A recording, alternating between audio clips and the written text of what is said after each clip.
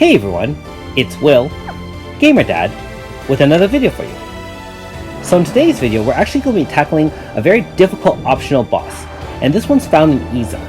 Now you'll have to have finished chapter 64 of the story, and in one of the hidden rooms in the eastern headquarters of KMS, you'll find a manager's code.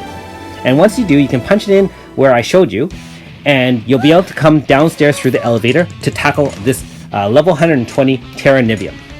So I did some experimenting, and it seems that a fire team is the way to go. Now the problem with this boss in general is that it's very RNG dependent, very similar to Mimi, where if you get hit with a certain sequence of moves, you're pretty much dead. Now the problem with this particular boss is it's one super AoE, which is the ice attack, basically wipes your entire team. So my strategy was essentially to hope that it doesn't appear and power up my AF bar while Fire Zone is active. Keep in mind that we are using Ewan's manifest weapon, so we can use Destruction to boost his power of himself 35%, and of course his hammer damage by 50% as well. And then we are using Seti to apply fire debuff. We are still using Mariel, and the only reason for Mariel is not for Aurora Force so much, but in order to heal her from some of those 1500 fixed move damages. Now note that in this case, you can only damage the boss when its shields are down, because it puts a lot of defensive buffs on itself. As well, it has the AoE 1500 fixed damage, in which case it removes all buffs and debuffs from itself and you. And that is the only time to activate an AF. Otherwise, you're doing very little or zero damage. Now, while that is in play, obviously, Mariel has no offensive capabilities, and I chose that on purpose, because you need Refresh Sleep to help speed up your team, as well as Pure Cradle to obviously heal, especially against some of those fixed damages. There's also a Graviton effect where it does 1 minus your max HP, which you can survive only if you have max HP. And then it has, like I said, a defensive buff where it actually puts int down on your team as well, and in combination with this physical shielding and elemental shielding is always little to no damage.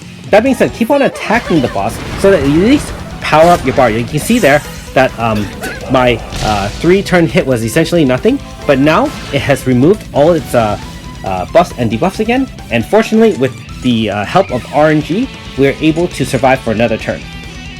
Like I said, that Ice Storm attack essentially wipes your party out, so I know this is not the most awesome way to beat the boss, but like I said, it's it is one way until, for example, Earth Zone comes around, where I think you can deal a lot more damage and make yourself more resistance to its water attack, being that Earth Zone automatically reduces water attacks by 50%.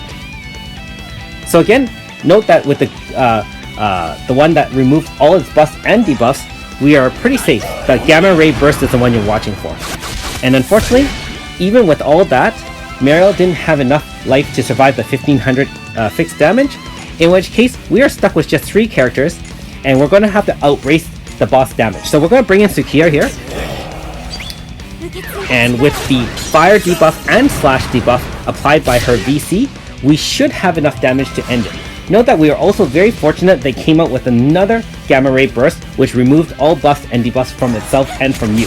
So just remember, if you have any offensive buffs, such as Destruction from Ewan, make sure you shoot that on the first turn of your AF in order to hit as many times for as much damage as possible. Otherwise, if you want to try some other elements, you can do so. I did try a wind team, and so you might find that might be just as beneficial, especially if you do have Claude AS on your team to activate Wind Zone. But I found that the Fire Zone was much more easy to kind of do a lot more damage, especially because Ewan can put out so much damage.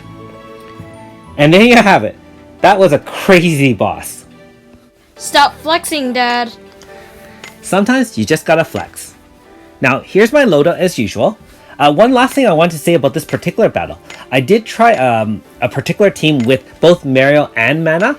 So you use Mana's Queen of Hearts to debuff int by 35% while boosting your own team's power by 35%, as well as using Aurora Force. And if you use Aurora Force with Mana's debuff, you will actually survive the super AoE Ice Storm. On another note though, that means that your damage potential is much lower and you rely on more RNG. Thanks for watching! We'll see you next time.